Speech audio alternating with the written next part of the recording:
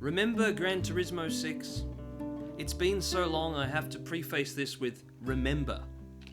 It's been 8 years and 3 months since GT6 came out as the final GT for the PS3, a few weeks after the PS4 launched, leaving me and many others wondering, wow, I wonder what GT7 will be like on PS4. And wonder we did for years as they announced Sport? It's not 7, that's a word. GT Sport lasted quite a few years, and now, 3,000 plus days after the launch of the PS4, it gets its first numbered GT that is also on the PS5. Gran Turismo 7 is actually here, it's real, it exists, I've been playing it for 13 days. Let me tell you about it. Gran Turismo 7 Review, Part 1. Excuse the video quality, but I made this 10 years ago as one of the first videos on my channel comparing Gran Turismo 2, 3, 4 and 5, the entries I'd played, driving a Bayside Blue Nissan Skyline R34 GTR around Trial Mountain in preparation for GT6. Never did make any GT6 content, but here's Gran Turismo 7. Oh my, is it a looker! I don't have a PlayStation 5 yet. This is running on a PS4 Slim at 1080p 60. I only have 720p 30fps footage to show you because, you know, the share button. So take my word for it, it's even more beautiful than this. The lighting is stunning and I'm glad to be back home at Trial Mountain. Of course, before I could time trial at Trial Mountain, there were many trials and tribulations ahead of me, the first of which was installing the game. The physical 25th Anniversary Edition contains a PS5 disc and a PS4 download code, so while the disc will be helpful later, for now there was a 115 gigabyte download to do. It took me 6 hours. I'm not going to complain because a few years ago on ADSL 2 Plus, it took me 6 days to install Batman Arkham Knight, which was half the size. And while I was waiting, I got to play Music Rally, which is so darn fun. Reminiscent of old arcade classics like Outrun, but also the GT6 Sierra Time Rally. And the other two music rallies you get to play while you install show off even more obvious improvements. You wouldn't have spotted all the changes to Alsace your first time, but come to Tokyo Expressway and you see the new lighting engine works wonders. Dynamic time of day, folks. The sun sets as you drive, and the street lights have never looked so good. It's amazing. Wish I could say the same about Vroom though, or Vroom. I just can't dig Vroom. I was very happy to see that the third music rally and the final one you can play before you've fully installed the game is set on the newly redesigned Trial Mountain.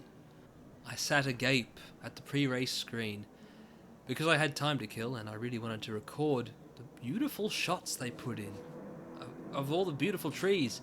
Look, I know, yeah, the final chicane, controversial, not so beautiful. Replay mode, that's beautiful.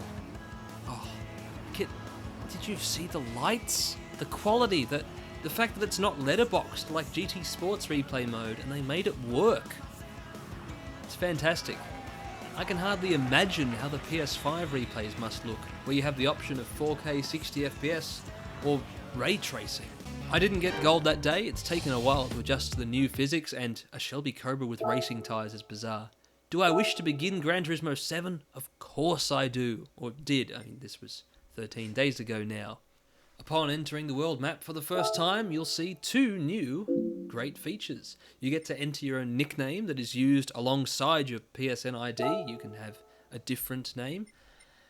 You have difficulty settings for the first time in GT campaign history. I've played on hard all the way through, which does mean that thankfully, yes, it is harder than GT6's extremely easy campaign. I love the intro movie, but I won't show it to you because it's nearly 8 minutes long and you can watch it in much higher quality elsewhere. So here is the world of Gran Turismo 7. It's a little map menu screen. They haven't had one of those since Gran Turismo 4. And Sarah introduces you to your new adventure. There are many talking heads throughout this game. No voice dialogue, just lots and lots of text and smiling faces. Andy sells used cars. I forgot his name because he pretty much never talks to you again. And then you are left to buy a car. You start with 20,000 credits, or 1,020,000 credits if you bought the edition I had. I didn't dip into those million until much later in the game because I wanted to pretend I only had 20,000. Really, a million credits is a pittance considering how much the edition cost and how much the cars in this game cost, but I'll complain about that later. Here's a Mazda Demio. I love this car. And here's the cafe which this game's career revolves around. Yeah, a cafe. A cafe owned by Luca, who may appear to be a friendly man with a beard, but he's actually an omnipotent being who controls the entire universe. You cannot do anything unless Luca says you should. And anyway, Luca gives you menu books. And these menu books are what the campaign is built around. Collect these 3 cars. How do you collect the cars? All of them are prize cars, or you could buy them and skip the race that gives them to you as a prize car. Odd idea. But no, generally you do 3 races, win them, or just come third. A podium's good enough to get a prize car these days. And yeah, at least it appears this is the traditional Gran Turismo of old, besides the very linear structure of the menu books. Usually in Gran Turismo you just buy whatever you want and complete the races that are available, not do exactly these things to unlock all the game's tracks. Oh yeah, that's the other thing. All the game's tracks are locked behind menu book progression. You win your first race and hooray, you get 7,500 credits. That's 5,000 plus 2,500 from the clean race bonus. But in this case I also get a Toyota Aqua, which is worth 17,000 credits, or 17 collector points.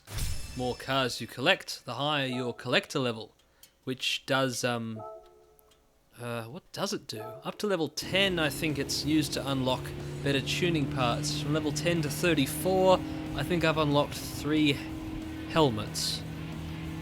Yeah, okay, it's pointless, but everyone likes leveling up. Also, you know what I like? This between the seats replay camera. It looks so good. This is one of the best additions to the game. When you've collected all 3 cars, you bring them back to the cafe to be told about them by the all-knowing Luca and other people. There are insights by cars designers and some other characters. It's quite nice. The shots of the cars are beautifully staged and the information they provide is great whether you're a neophyte or you already know a whole lot about most cars. It's beautiful. For anyone who loves cars or doesn't yet, the cafe presentations are quite nice. Not every menu book is about doing 3 races though. Some require you to go away and do license tests or explore other basic features of the game. Ah, license tests. The nostalgia of B1, starting and stopping for the 7th time. Do you know how to start and stop? Have you played Gran Turismo before? Oh boy, here we go. You may be pleased and or horrified to know that the licenses do go all the way up to S, and the S licenses are almost as hard as they were in GT 1 through 4. But the B licenses are, yep, much the same. Congrats, you stopped! Woo, go me! Of course, these license tests do have friend leaderboards. When I found that I didn't stop as fast as Hammer Studios Gaming, I was a bit disappointed. I wanted to try again, although starting stopping is not my forte. I'm the master of B3 cornering basics 1. And I'm actually at the top of my friend's leaderboard for a decent fraction of the game's other tests. Add me, SnakeBacon97, if you want to marvel at and or crush my times. Takes me back to a decade ago, the speed wall system in Need for Speed Hot Pursuit 2010. I was never top of that, but anyway. Circuit Experience returns from GT Sport, which was much like license tests, but there are specific ones for every track in the game, with sectors and full laps, or just the full lap for this tiny oval. They are much, much harder than they were in Sport. In GT Sport for Northern Isle Speedway, you do 2 laps in a Group 4 car with racing hard tyres, and here, the 1959 Stingray Racer concept on Comfort Softs? the thing wants to drift all the time. Fun challenge, but just letting you know, it is much, much harder than Sport. And the challenges where you are racing a Group 4 or Group 3 car have much harder target times. Of course, you don't need gold on any of these. Another feature Sport had, which was custom race mode, is now actually custom, since you can customize the grid. You can pick the cars from your own garage. I mean, in this early test I only had a few, so I just set up a race with heaps of Aquas, a few Fits and one Fiat 500 that slowed everyone down, but it works. The credit payouts for custom races are pathetic, but you're not doing this for the money, are you? You're setting up a custom race because it's fun. It'd be really nice if you could get money from it, but actually there is no but. It would be much better if custom races paid more. Anyway, every time you complete a menu, and also every day you log in and do your daily marathon, 42.195 kilometer drive, just like in GT Sport, you are given a roulette ticket this time, rather than just definitely a car. You have a chance at a car, but a much higher chance at getting some small amount of credits. This time 10,000, usually 5,000, occasionally 2,000. Of course, that's just a 1-star ticket. At the other end of the spectrum are 6-star tickets. You get these for you get one at the very end of the game, but you can also get them as a daily workout. I got one on the 14th of March, and it won me 1,000,000 credits. 1,000,000! It's 200 times better than 5,000. Oh, and I should mention that the next 2 days I was given 1-star daily tickets and won 5,000 of those. I have no idea what determines what level of ticket you get each day. It seems to be totally random. Anyway, you'll need those credits so you can go to Rupert's shop and spend a whole lot of money tuning up minis and whatever else you want to do with credits. I'm very glad tuning is back and that you can buy all these upgrades to make cars different rather than just the ridiculous power and weight sliders from Sport. What I'm not glad about is that you may notice every time you go to purchase something, a little card comes up saying top up on PlayStation Store.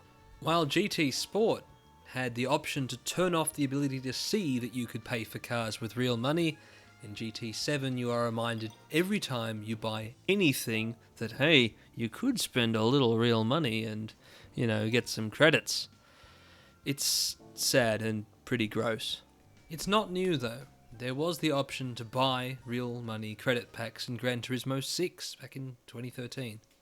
Moving off the subject of credits for a little while, I'll get back there. You can speak to racers before the race. These characters are real people who competed in the GT World Championships, and even some people from before that, from GT Academy. These are Gran Turismo gamers who became professionals and made real money out of it, and now they're characters in Gran Turismo. They've gone full circle. Also, High Speed Ring is back. It's very pretty, and there are some nice rain effects. Not Drive Club level nice, but pretty nice. And puddles. Good puddles that splash, not just rain on the windscreen.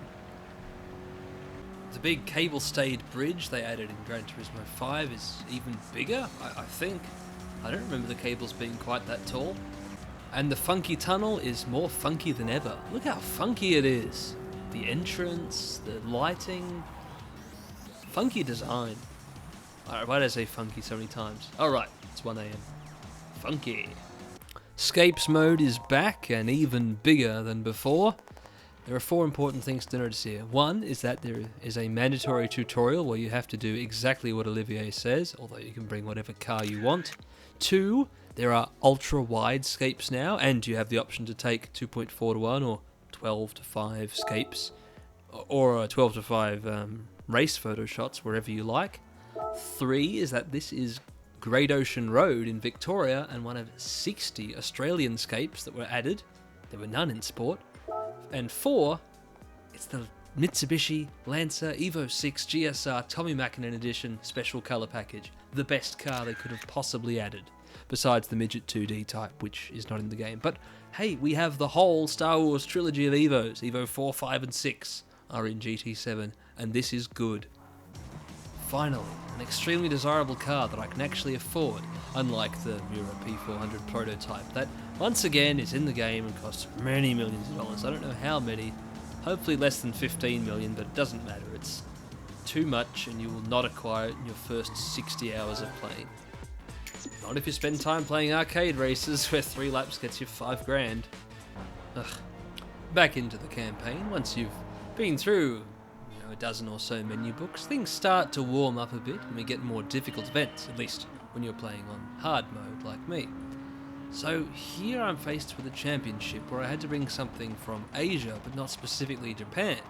So I built the fastest naturally aspirated Hyundai Genesis wide body that I could. It wasn't fast enough, but it was a lot of fun wasting money on this car.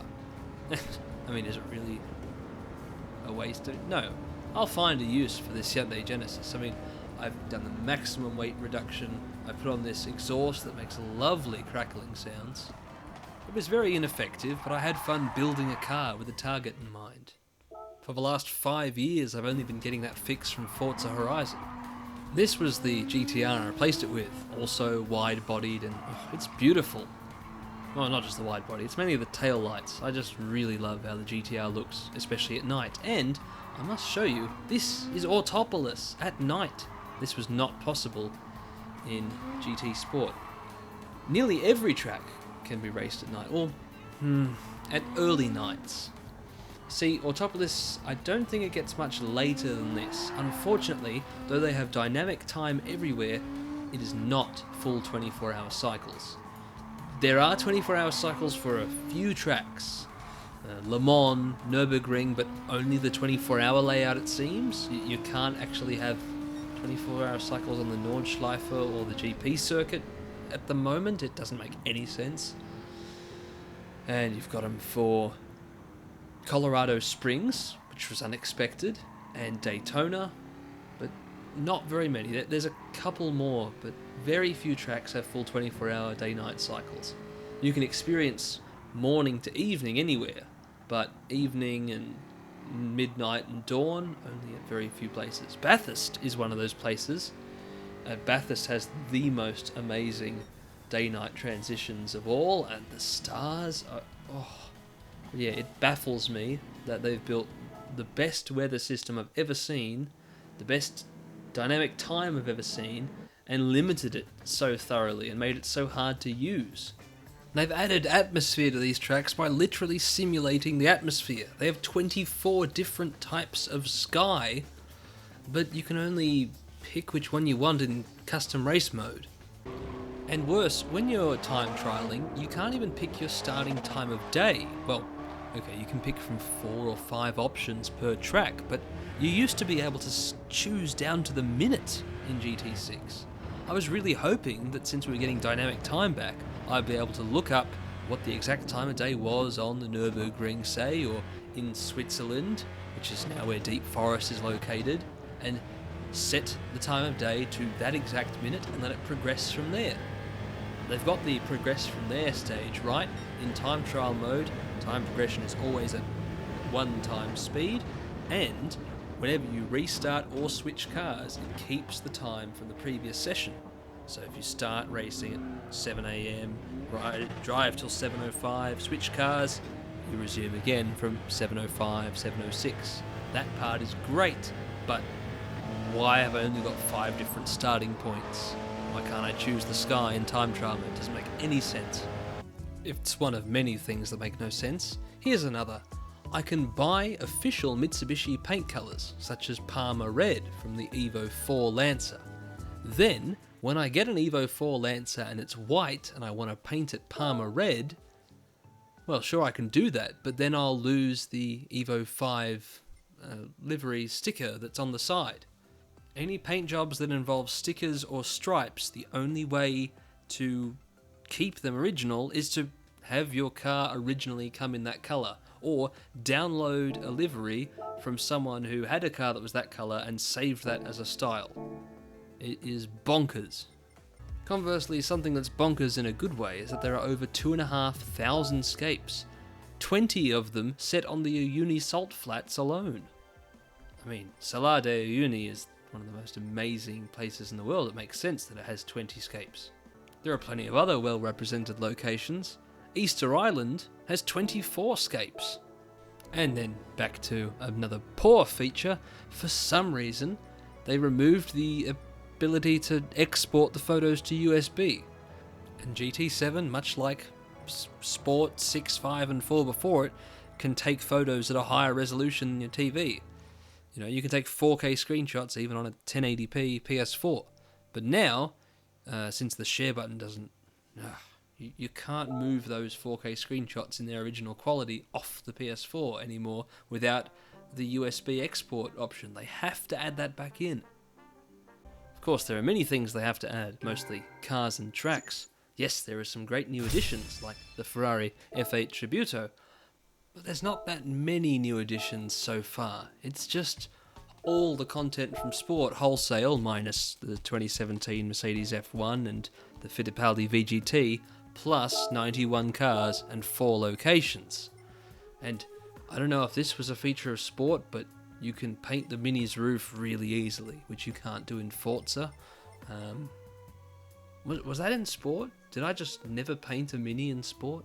That is not important. What is important is how this game ends so far. At the moment, once you complete menu book 39, that's about it. There's nothing to do then except grind for money, and you will have acquired, by car value, maybe 5% of the game's cars. Of course it's not meant to be a short game. Of course it's not meant to be able to be finished in the first week, even by someone who spent 60 hours like me in 2 weeks. I understand that, but the current menu book system means that you will go through the game, you'll acquire a great glut of cars, you will get the B license and the A license, compulsory. The A license takes you through to this final 5-race championship, and that's it. There is no events that require the IB, IA or S license. There's nothing, there's no end game. There are no events for the GT500 or Group 2 cars. There are no events for Le Mans prototypes or Group 1. There are no events for the Formula cars, the Vision GT cars, hundreds of the game's cars. They never even put a K car book into this game so far. Okay? So far, 13 days in. There's also a good point, since I've just had to put this together so quickly, I never got around to complaining about how the AI has hardly moved on at all. Okay, at the start of your campaign it may seem like there's some better racing to be had, and there is, maybe slightly, but as the races go on, the only way they make them more difficult, besides the cars being faster, the cars that you're using a little bit harder to drive, is that the rolling starts get more and more spread apart until they're just as farcical as in GT Sport, where you have 3 laps or 2 laps on the big Nürburgring to catch cars that are over a minute ahead. It's ridiculous. It's just an overtake challenge. And while overtake challenges are fine for Music Rally, it's not racing. This is just passing rolling roadblocks. It's dumb. It's very unfortunate. And there is better racing to be had in this game in non-World Tour career events, the ones that are extra spicy on the menu. Some of them even have grid starts. One of them is a 1-lap event at Fisherman's Ranch, which earns more money than any event in the game. Until yesterday. You see, for the first 13 days you could get 97,500 credits in one 3-minute 18-second lap. Compare that to custom race mode, where you make about 50 times less, or just other events in the game where you make 2 to 6 times less money. Well, lots of payouts were reduced in the 1.07 update, particularly that one by around 60%. Fitting in line with the Japanese proverb, Deru kugi wa utareru, or the nail that sticks out gets hammered down. We can't have one event that makes more than all the others. Why can you have fun and make money there? No, you can't make 1.8 million credits an hour. Can't do that. Gotta make less than 1 million credits an hour, because here in GT7 there's a vested interest in selling you credit packs to make Sony a fortune. Please, nobody buy credit packs for GT7. They're a horrible deal and a disgusting practice in a game that costs as much money as this does. And please, Polyphony, give us some way to make more money than that. Under 1 million credits an hour is lower than any Gran Turismo game's payouts in history. And car prices are so high. All these JDM classics are now going for their modern eBay values. A V-Spec 2 Nur is 450,000 credits. Of course, it's also a prize car in the campaign, but many Japanese legendary cars that were previously 30 to 40,000 in other games are well into the six figures these days. And there are so many 7 and a couple of 8-figure cars. It's not as if anyone's at any risk of making too much money too fast. And where are the events? It's a half-finished game. We've got karts. No karting event. No attention was paid to the karts whatsoever. Go make a kart custom race. No, don't. You'll get no money for it. I don't understand. I'm a little bit fed up. The honeymoon phase is over. Look, I'm extremely happy with Gran Turismo 7 in many ways, but it is also quite disappointing and very disheartening when updates like this happen that specifically reduce payouts because they noticed people were making money. I'm very glad I grinded the Fisherman's Ranch enough to get this 911 GT1 Strassen version with the million credits that I had from my bonus and 2 million that I'd won just from doing Fishy Ranch over and over again. I'm really happy with the new camera options, like the offset view that turns your TV into a virtual windscreen, so you have to sit sort of offset to the left or right depending on where your car's seat is. It's a really unusual but very cool feature. As is wobbling Type 2 that takes the already quite unusually shaky camera, if you're used to sports static camera, and makes it even more shaky. Not very useful for racing, but for immersion in time trials, it's outstanding. Combine it with the strange offset camera and you've got a very unique angle that makes you, feel like you're in a big motorized arcade cabinet. One of those ones that shakes and all that. It's a really impressive, if extremely niche feature that not a lot of people are going to use, but me, liking time trials and immersion a lot, I like that. I just get so confused by the other decisions made in this game. There are some great menu tracks by Lenny Ibizar, Ibizari, but there's absolutely not one drop of Isamu Ohira's menu music, the original composer of GT 1 to 4 who made so many great menu tracks. Not a remix, not a hint of it at all that I've found. Nearly all cars have indicators, some of them even sequential indicators. Oh, sequential indicators! But the 67 Mercury Cougar XR7, king of sequential indicators that was featured in GT 2, 3, and 4, and 5, and 6, but never got to use its indicators because those games didn't have indicators, is not here still. Oh well, that can be fixed with updates, but it's the other things, I don't know. Sport mode. What happened to sport mode? Well, what happened is quite simple. The rules were opened up. Where sport mode in GT Sport, it wasn't for everyone, no, but it had quite simple and strict rules. There were 3 races each week. A race A had a provided car, and B and C were for racing cars with a strict balance of performance. And here, they developed a performance point system to replace balance of performance, and in the first few weeks, or first 2 weeks, the races don't even use the performance point system. You just have a power and weight target, and so therefore there are Vision GT cars with incredibly slippery aerodynamic bodies and hybrid assists that aren't taken into account that cost 1 million credits competing against cars that cost far less. To be competitive, you need racing type suspension, to spend hundreds of thousands on tuning on all the parts that don't affect your weight and power. It's ridiculous. Also more ridiculous, this screen.